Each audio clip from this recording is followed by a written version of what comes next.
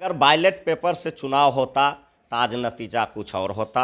और इस देश में बैलेट पेपर से चुनाव होना चाहिए। कमलनाथ जी, दिग्विजय जी वहाँ इंडिया गठबंधन को तवज्जो नहीं दे रहे थे, अखिलेश जी को बोला कि कौन अखिलेश वखिलेश इस तरह से। तो क्या लगता है आपको कि ये सब भी हार का कारणों में से है?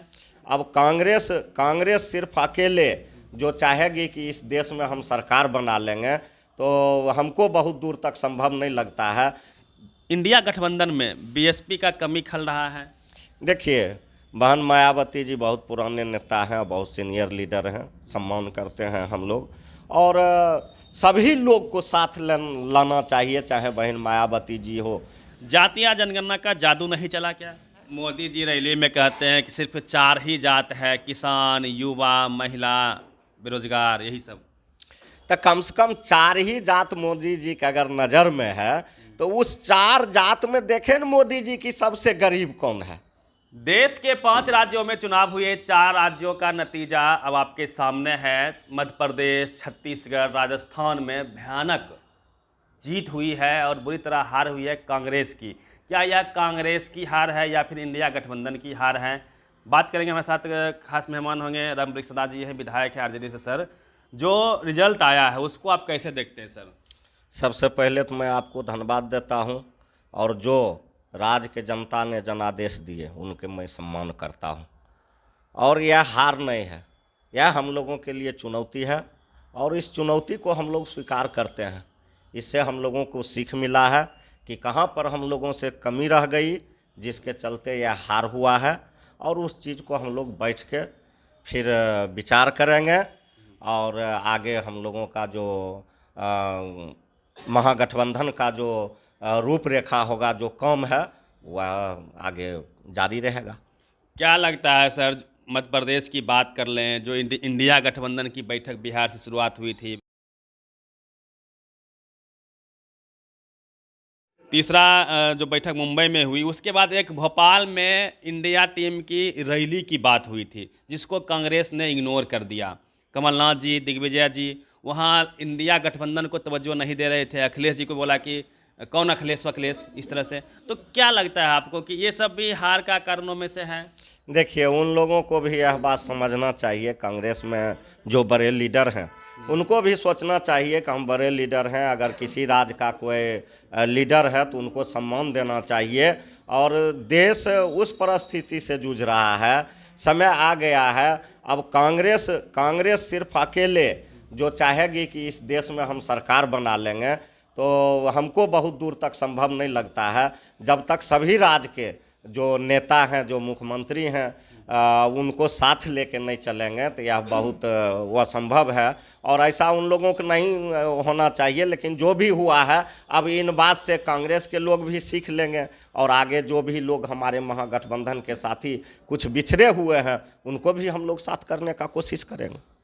कई जगह से खबरें आ रही है, ईवीएम को लेके लोग सवाल खड़ा कर रहे हैं। डीएम साहब भी ईवीएम को लेके मध्य प्रदेश पकड़ाए थे, उस पर भी लोग सवाल उठा रहे हैं। तो क्या लगता है ईवीएम भी हार की एक बड़ी वजह है?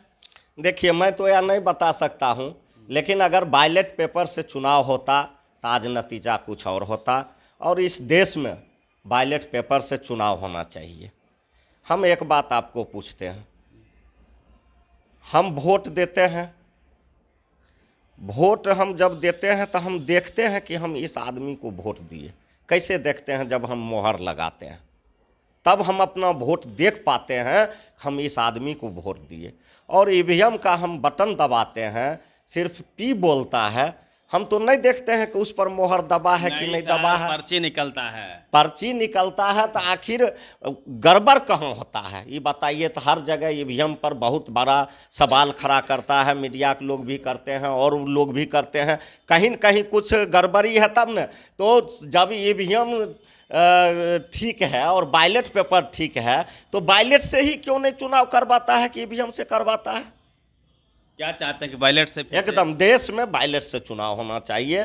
देश का चुनाव हो या राज्य का चुनाव हो, जैसे पंचायत का चुनाव बैलेट से होता है, वैसे यह भी चुनाव बैलेट से होना चाहिए। उसमें सर एक फैक्टर और दिख रहा है कि बीएसपी के जो कैंडिडेट हैं, उन्होंने जो वोटें लाई हैं, कहीं 10,000, 20,000, 25,000 जो वोट कांग्रेस को ट्रांसफ़र हो सकते थे, इंडिया गठबंधन में बीएसपी का कमी खल रहा है।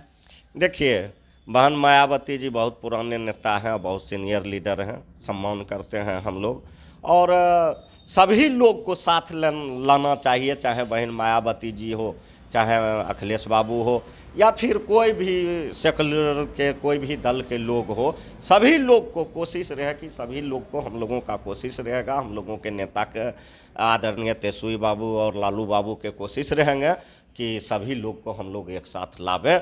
और फिर लोकसभा का चुनाव का जो है, इससे लोकसभा पर कुछ फर्क पड़ने वाला नहीं है। लोकसभा का चुनाव कुछ और होगा, और महागठबंधन जो है लोकसभा के चुनाव में सभी एक साथ चुनाव लड़ेंगे, उसमें कहीं कोई दिक्कत नहीं। एक सर मुद्दा था जातीय जनगणना का।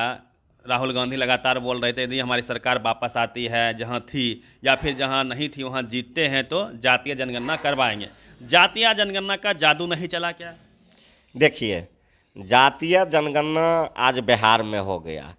यह चीज़ राहुल गांधी जी बहुत जगह बोले रैली में कि हम जातीय जनगणना कराएंगे, लेकिन अब जो चीज़ तुरंत हुआ और उसको तुरंत बोलिएगा, कितना लोग उस चीज़ को ये कर पाएगा?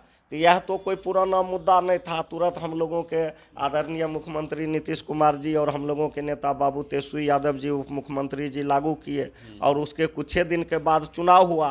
तो वह ज़्यादा रेस नहीं धर सका। अब हम लोगों का पूरा आरक्षण मिल गया है, पूरे देश मांग कर रहा है। यह जातीय जनगणना जो हुआ, यह मामूली बात हुआ। इसमें बाबू लालू प्रसाद यादव जी का बहुत बड़ा योगदान रहा। शुरुए से उन्होंने जातीय जनगणना की बात की, और उस चीज़ को जो है से माननीय मुख्यमंत्री जी और माननीय उप मुख्यमंत्री जी बाबू तेजस्वी यादव जी ने पूरा किया।